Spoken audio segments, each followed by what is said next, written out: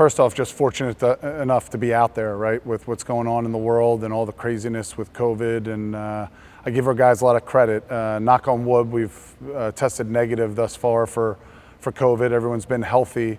So it's good to have the guys out there. I think we're working really hard. It's nice to have some experience back, so guys that know what's going on with practice. And then we have some fresh new faces as well. So it is becoming that time of year where you're not sure how good you are or how much you have to work on because we haven't played against anybody else. And unfortunately this year we're not allowed to scrimmage anybody else. So it's kind of just pounding on each other and everybody's getting a little anxious to start the season. But as a coach, you worry about it. You know, you just have to keep working. But the guys have been working really hard. I want to talk about that group of veteran core of players coming back to build around, especially the seniors, you know, Greg Parham and Miles Lewis, and then you got shooters like Jake Stevens and Camden Kerfman, to name a few. What has it been like having these guys around, knowing your system and what you expect? Yeah, certainly. It's nice to have some leadership, some older guys that have been through the wars of the Southern Conference. So I think you started off with AP, Alden Parham is a point guard for us. He's been playing well throughout his career, but he's been playing really well this offseason or this summer and into the fall. So we're looking for him to provide leadership. He's had some really good games, but he's becoming more and more consistent. And I think increased strength and increased confidence has really helped him. Miles Lewis, another senior for us, been through the wars of the Southern Conference, gives us some athleticism, can get out in transition, gets his hand on balls on defense, and he's done a lot of good things this fall as well. And then, as you mentioned, we have a variety of other guys. Jake Stevens is going to be instrumental for us. He's really playing well. Has changed his body tremendously, and he's a skilled guy, but he's gotten stronger. So we feel like we can give him the ball around the block, and he can make some things happen down there as well. And then a variety of different shooters. You know, we have a lot of sophomores that got good experience last year in Camden Kerfman, Sean Conway, Lewis Tang, just to mention a couple, but all can shoot the ball really well. Got some experience, and you can see their confidence level going up with each passing day. Now let's talk about the newcomers, 5 of them on the roster this year. What have you seen in preseason practice from them?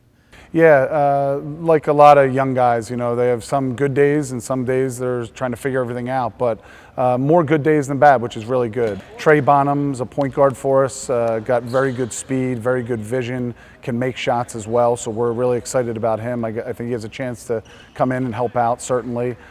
Tanner Mans is a wing for us, can make shots, really cerebral player, knows how to play, can see, so that'll help things out. DJ Nussbaum is a center for us, got pretty good size and battling Jake every day, learning the offense and can make a shot and rebound, put a body on guys.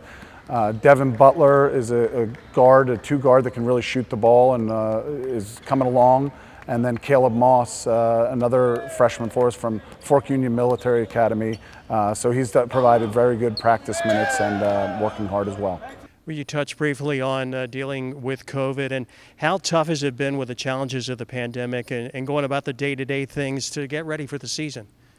Yeah, it's been really interesting, to say the least. It's been tough. I give our guys a lot of credit. They're doing their best. As you know, everyone's talking about social distancing, washing your hands, wearing masks, and our guys are really doing a good job of keeping distant, and we're trying to tweak practices to where we're away from each other as much as humanly possible to limit exposure amongst ourselves, but it's as much off the court, you know, trying to keep, you know, your distance from different people.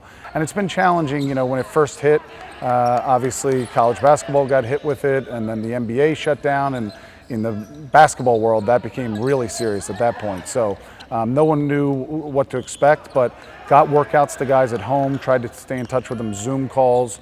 They worked really hard over the summer, and different guys had different access to different things, right? So some guys had facilities to get into, other guys had to work out outside and just keep their conditioning up and try to get to an outdoor rim. So I give our guys a ton of credit. We were fortunate enough, Dr. Dials was able to get us back on post during the summer for 2 weeks. That was really good. Get our young guys, our rats, to, you know, used to VMI and meeting the older guys. And then since school started, again, give our guys a ton of credit. Things are a little bit different, but to get them on the court for practice has been awesome. Things have become somewhat normal from a basketball perspective.